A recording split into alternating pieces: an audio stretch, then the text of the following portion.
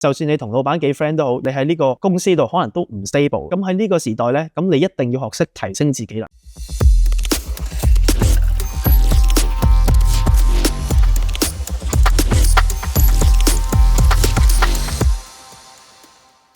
好，大家好，歡迎嚟到我個 channel， 我係 Dicky。咁今日想同大家分享一下喺經濟差嘅情況咧，其實大家點樣揾一個救生圈？因為我自己覺得咧，喺呢個情況咧，其實大家都需要一個救生圈嘅。咁救生圈係乜嘢咧？其實就係講緊，如果你份工真係冇咗嘅時候，其實你有啲咩選擇，或者你點樣令到你份工最大情況下可以留得住啦？一個正確嘅 mindset 咧，唔係留份工，係留個收入啊，我哋叫 income stream。咩意思咧？就係因為工咧喺你一個裁員潮嚟緊嘅時候咧，其實你永遠唔知會唔會殺埋身。但係咩叫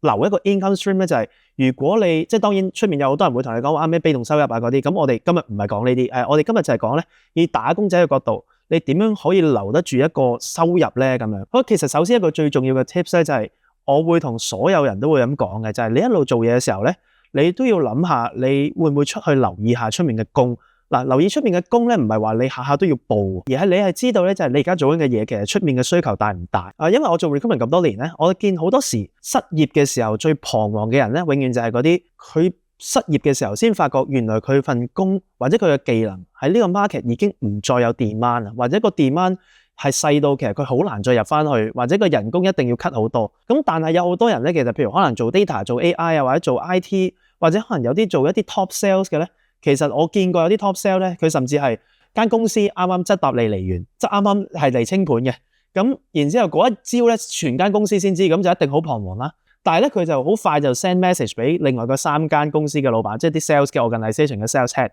咁然之後個 sales head 知道，你公司執笠啊，喂，你快啲過嚟。跟住佢第二日咧就約晒 interview， 佢第3日咧就翻工啦。咁呢個咧就因為間公司執笠啊嘛，所以佢冇需要再 serve 嗰啲咩 gardening period 啦。咁就所以咧，其實咧就好快，另一間公司個老闆就因為知道佢係 top sales， 我成日都想請你噶，或者我係知道你入到嚟咧即刻 deliver 到，所以冇需要再等係咪有冇 budget 啊？因為佢知道 sales 係一樣，你入到嚟就做到嘢嘅嘢 ，which is 其實好多可能做 IT 啊、做電腦、做 AI 嗰啲都係嘅，即係只要你個人入到嚟，我就知道你即刻做到啲嘢出嚟，或者你即刻做到啲 AI 嘅 use case 啊，或者你寫到個 system 幫我哋 automate 啊，而呢一種人咧又係嗰啲。好唔需要擔心會唔會被人裁員嘅。除咗呢啲啦，咁又大家有咩方法係可以揾到個救生圈咧？咁我有5種人啦，或者叫5個方法咧，俾大家去思考嘅。第一啦，就係你要做到咧，可以掌握到公司命脈嘅嗰個人。好多人就會諗，咁我做 admin， 我做 operation， 我做 HR， 咪掌握到公司命脈咯。其實咧，喺一間正常 stable 嘅公司嘅角度咧，我哋會覺得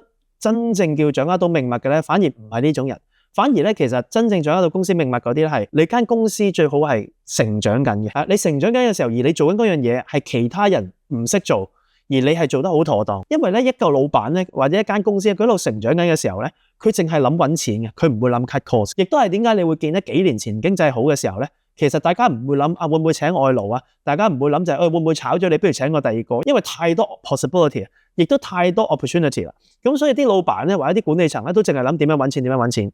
我哋叫掌握公司命脈嘅咧，就係一間 stable 嘅公司，就算你掌握到命脈咧，間公司揾唔到錢嘅時候，佢都會諗點樣 cut cost 嘅。可能你本身3萬蚊人工，佢都會諗就係間公司其實而家都咁 stable， 都未必有嘢做㗎啦，係啊，冇嘢做，我炒咗你，請我2萬蚊，會唔會都可以咧？咁樣，如果你做緊嗰間係成長緊嘅話咧，佢就會諗，喂，你而家做緊3萬蚊，但係如果你走咗，我要再 train 過你，我喺第二度揾唔到錢㗎咯喎。咁所以咧，佢就會諗，不如我3萬5留你，等你可以幫到我做，等你可以幫我掌握依家你做緊嗰樣嘢，等我哋可以出去搏殺。揾多啲錢仲好啦，所以其實咧，其中一個最重要你要諗就係間公司係咪發展緊，係咪揾緊錢？如果係嘅話咧，其實公司走去搞你嘅機會係好細。第二啦，就係你識唔識做一啲你老闆都想做而佢唔識做嘅嘢。例如咧，就係如果你公司嘅老闆佢好想拍片嘅，咁你會唔會識拍片？或者你會唔會識做 social media growth 咧？或者你公司而家全世界都知道搞 AI 嘅，自己會唔會都識得一啲 AI 可以幫到老闆話俾佢聽？喂，其實咧你而家個 workflow 其實係可以用一啲 AI 或者用一啲 automation 去做嘅喎，或者你可以同老闆講就，喂，老闆，原來咧我哋條 team 有3個同事，佢哋每個人咧都做8個鐘嘢，但係咧如果我幫你做呢個 automation 咧，原來佢哋可以一人慳翻2個鐘一日嘅喎。咁佢哋嗰3個人一係你可以炒一個，或者你咪可以做其他嘢咯。咁其實咧你有呢個能力嘅話咧，你都係一個好好嘅救生圈嚟嘅。第3就係大家好少諗嘅，就係你嘅人工咧係要比出面平，因為好多人咧就會諗，老闆請得我梗係嗌高啲人工啦。係，我見過有啲打工仔咧，佢甚至會諗就係我做多一日，我賺多一日。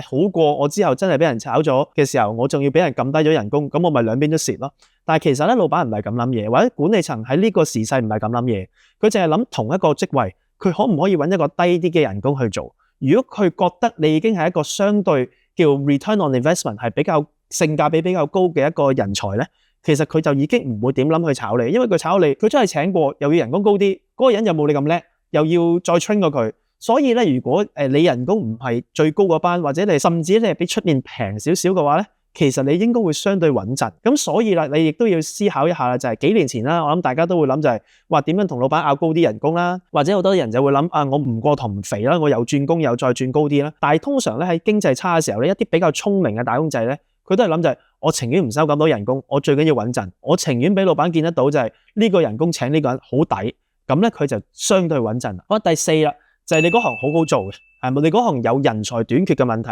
例如啦，可能係 IT 啦、AI 啦，或者銷售啦，或者 marketing 啦，其實依家都仲有人才短缺嘅問題嘅。咁但係如果你話你係做飲食啊、做零售咧，咁可能呢啲咧你就未必係一個好好嘅救生圈啦。OK， 第五最後啦就係其實你就係幫公司揾到錢嘅。咁一係啦，你就可能幫公司掌握一啲 social media growth，佢咧就不停去幫佢個 grow 嘅 channel 有數字睇到嘅。第二一係做 top sales， 好啦，咁如果你唔係呢啲咧，就可能你要諗係咪幫公司慳錢嘅部門，例如 procurement， 你亦都係好有一手咧，係幫公司攣到啲 cost 攣到好盡嘅。咁如果你啲 output 係可以用數字計算到嘅，一係就收入，一係就公司嘅成長，一係就 cut cost 咧。如果有呢三種能力嘅話咧，咁你都係一個好好嘅救生圈嚟嘅。咁如果你以上5點都冇嘅話咧，咁喺呢個時代咧，咁你一定要學識提升自己啦，因為咧。就算你同老闆幾 friend 都好，有時可能你老闆已經俾人炒咗之後咧，其實你同佢幾 friend 都好，你喺呢個公司度可能都唔 stable。又或者你可能同你身邊同事關係好好，但係如果一個老闆落咗命令同你講話，我公司而家10個人要 cut 5個出嚟，你啲同事咧已經唔會再同你 friend 嘅，大家就會諗點樣可以保得住自己份工。